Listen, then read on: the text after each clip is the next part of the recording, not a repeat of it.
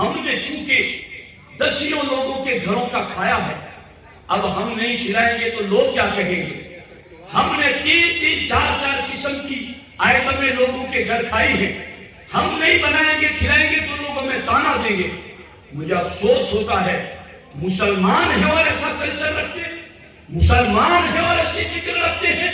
ہمارے نبی ارشاد فرماتے ہیں اعظم النکاح برکتاً ایسرہم مؤونۃً، سرکار فرماتے ہیں اس نکاح میں اللہ برکتیں سب سے زیادہ دیتا ہے جس نکاح میں اہتمام اور خرچ کم ہوتا ہے۔ تو برکتیں لینی ہو تو طریق چلو حضور کے طریقے پر، اور جب تمہیں برکتیں چاہیے نہیں تو پھر کیوں روتے ہو کہ 1 مہینہ ہوا اور بیٹا اور اس کی ہماری بہو میں تو بنتی ہی نہیں، ہمارے تو طلاق تک نوبت پہنچ گئی، ہمارے تو یہ ہو گیا۔ جب تم نے برکت والا طریقہ اپنایا ہی نہیں ہے تو پھر اب کیوں رو رہے ہو؟ اسلام جیسا مذہب ہو اور لوگ غیروں کے طریقے پر چلے۔ اس لیے یاد رکھنا، سرکار نے اسی لیے فرمایا نکاح کو اتنا آسان کر دو کہ زنا کرنا مشکل ہو جائے۔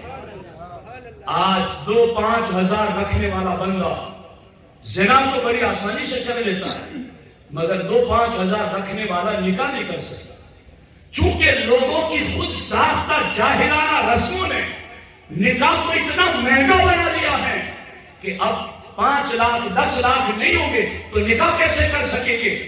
یاد رکھنا صحابہ کرام کا دور خیر القرون تھا، یعنی قیامت تک کے آنے والے زمانوں میں صحابہ کرام کا زمانہ سب سے بہترین زمانہ، اور صحابہ کرام کے دور کی پوری تاریخ پڑھ جائیں آپ کو دور دور تک زنا نظر نہیں آئے۔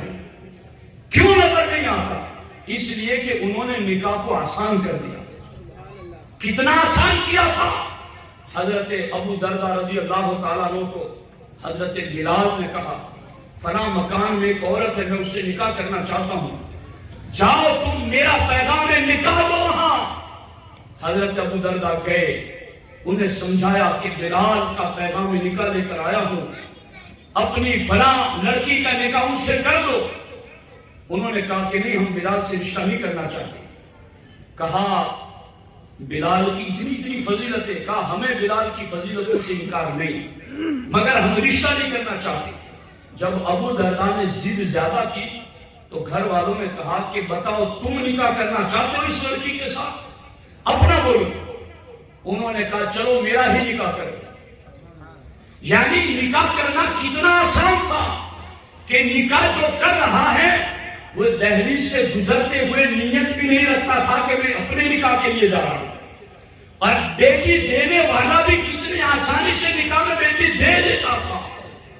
اب حضرت ابو دردہ نے نکاح کر لیا، کر کے واپس باہر نکلے تو وہاں حضرت بلال پہلے سے گلی میں انتظار میں بیٹھے تھے۔ ابو دردہ سر جھکائے ہوئے جانے لگے تو کہا کہ ابو دردہ کیا بات ہے؟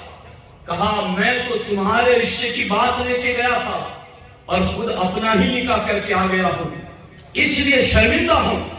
جواب سنو بلال صحابی رسول کا، فرماتے ہیں کہ شرمندہ تمہیں کیا ہونے کی ضرورت ہے؟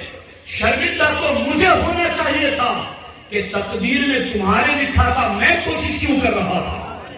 تو نکاح جب تک اتنی آسانی سے ہو جاتے تھے اس وقت تک زنا نہیں ہوتے تھے، اس وقت تک بد نگاہی، بد عملی، بد فعلی نہیں ہوتی تھی۔ آج نکاح ہی لوگوں نے اتنی مشکل کر دی۔ کبھی کبھی تو یوں دیکھنے میں آتا ہے کہ منگنی میں پوری بارات گویا کھلائی جا رہی ہے، اور منگنی میں اتنا خرچ کیا جا رہا ہے۔ اگر کسی کے پاس وسعت ہے اور وہ کر رہا ہے تو اس کو میں حرام نہیں کہہ رہا، مگر اتنا سب کچھ کرنے کے لیے نکاح کو لیٹ کرنا یہ ضرور برا ہے۔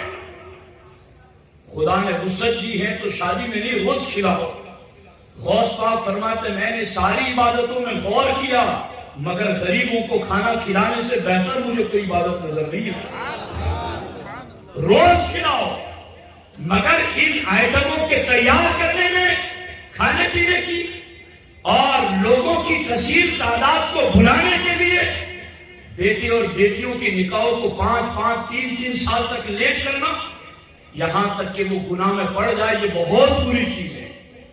تو یاد رکھنا، یہ صحابہ کرام میں اور اللہ کے رسول علیہ السلام نے باضابطہ سیدنا عبدالرحمن بن عوف رضی اللہ تعالیٰ عنہ صحابی رسول نے عشرہ مبشرہ میں اور مالدار صحابی، اللہ اکبر، جب حضرت عبدالرحمن ابن عوف سرکار کی بارگاہ میں آئے تو ان کے کپڑوں پر کچھ ہلدی کا اثر تھا، زردی کی۔ تو سرکار نے دیکھ کر کے کہا کہ عبدالرحمن کیا بات ہے، تمہارا نکاح ہو گیا ہے؟ کہا ہاں حضور میں نے نکاح کر لیا ہے۔ تو سرکار نے یہ نہیں کہا کہ تم میرا کلمہ پڑھ کے امتی بنے ہو اور مجھے بھی نہیں بلایا۔ اور عبدالرحمن ابن عوف نے بھی جانا کہ یہ نکاح سرکار نے اتنا آسان کر دیا ہے کہ اب اس کے لیے حضور کو تکلیف دینے کی بھی ضرورت نہیں، اتنا آسان تھا نکاح۔ سرکار نے بس اتنا کہا اولی ولو بشات، اے عبدالرحمن چلو نکاح ہو گیا ہے تو اب ولیمہ کر لینا، اگرچہ ایک ہی بکری سے ہو۔ آج تو دوست بھی بڑی آسانی سے کوئی شادی کر لے تو ہزاروں تانے دیں گے، یار تو بڑا بے وفا نکلا کہ تو نے تو ہمیں بلایا ہی نہیں۔ تو ہرگز ایسا نہ کرو، بلکہ شریعت کے مطابق کوئی عمل کر رہا ہے اس کو مبارکباد دو، اس کی حوصلہ افزائی کرو، اس کی تائید اور تحسین کرو، تاکہ شریعت پر عمل کرنے والوں کو جھجک محسوس نہ ہو۔